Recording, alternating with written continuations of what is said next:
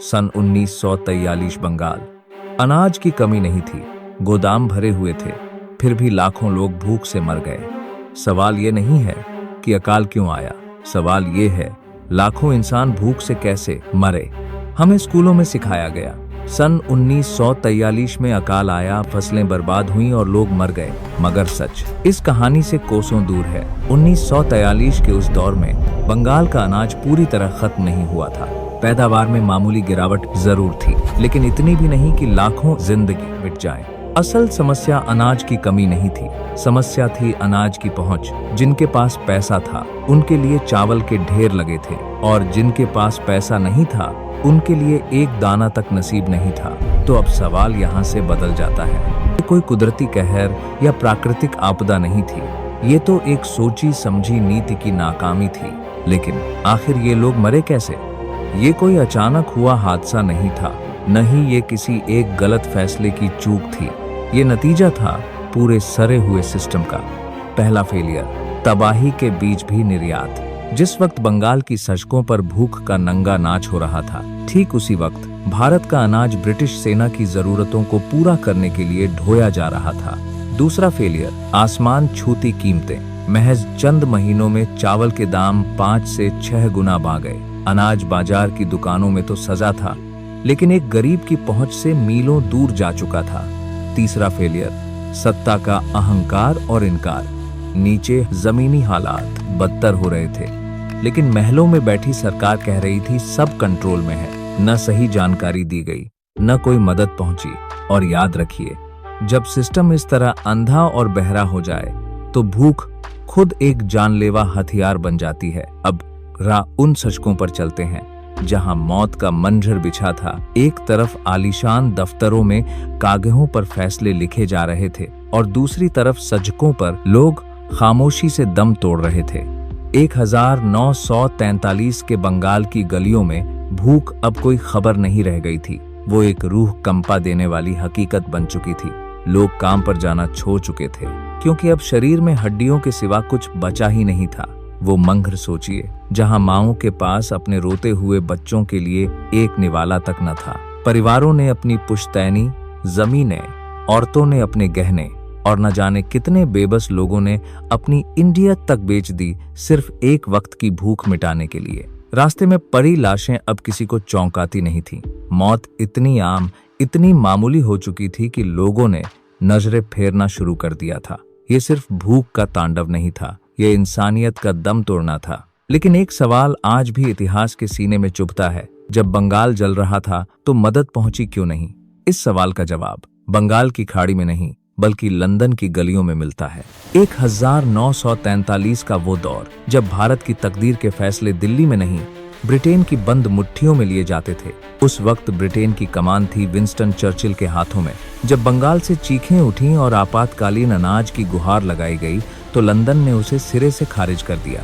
समंदर में जहाज मौजूद थे, गोदामों में अनाज भरा था, लेकिन चर्चिल की प्रायोरिटी में भारत कहीं था ही नहीं। चर्चिल और उनकी कैबिनेट के लिए जंग जीतना एक जुनून था, और भारत उनके लिए बस एक संसाधन, रिसोर्स था, जिसकी कोई भावना नहीं होती।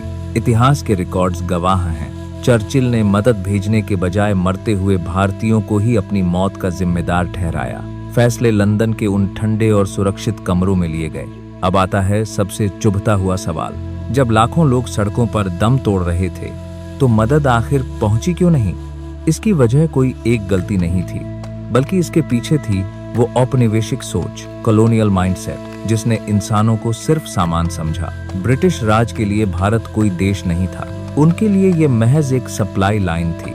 यहाँ के जीते जागते लोग उनके लिए नागरिक नहीं, सिर्फ कागज पर लिखे बेजान आंकड़े थे। पहली वजह थी वो जहरीली मानसिकता। नीति बनाने वालों की लिस्ट में भारतीयों की जान कभी सबसे ऊपर रही ही नहीं। दूसरी वजह खुली नस्ल परस्ती। लंदन के गलियारों में बैठे कई अफसर ये मानते थे, अपनी इस हालत के लिए भारतीय खुद जिम्मेदार है। जब सोच ऐसी हो तो मदद करना कोई जिम्मेदारी नहीं, बल्कि एक बोझ लगने लगता है। तीसरी और सबसे बड़ी वजह डर। ब्रिटिश साम्राज्य को डर था कि अगर आज बंगाल को अनाज दिया तो कल दूसरी कॉलोनियों में भी सवाल उठेंगे।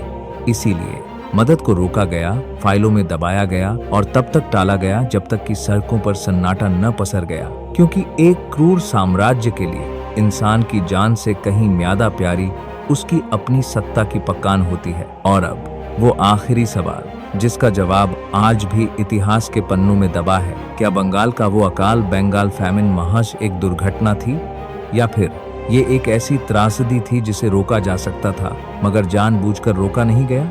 अनाज मौजूद था और चेतावनियां चीख चीख कर तबाही का इशारा कर रही थी, फिर भी मदद का एक दाना तक नहीं पहुंचा। अगर ये सिर्फ एक लापरवाही थी तो बार बार मिलने वाली उन चेतावनियों को अनसुना क्यों किया गया?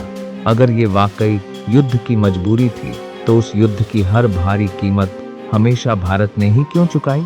अगर ये सारे फैसले जानते बूझते लिए गए थे जिनका सीधा नतीजा लाखों बेगुनाह मौतें थीं, तो फिर सवाल बदल जाता है। अब ये तय आपको करना है कि वो 1943 का साल इतिहास की एक गलती थी या इतिहास का सबसे बड़ा अपराध। बंगाल का ये अकाल सिर्फ 1943 की कोई पुरानी कहानी नहीं है, ये कहानी है उस खोखले सिस्टम की जो हमें विरासत में मिला, जहां फैसले दूर बंद कमरों में लिए जाते हैं और उनकी भारी कीमत हमेशा आम इंसान ही चुकाता है।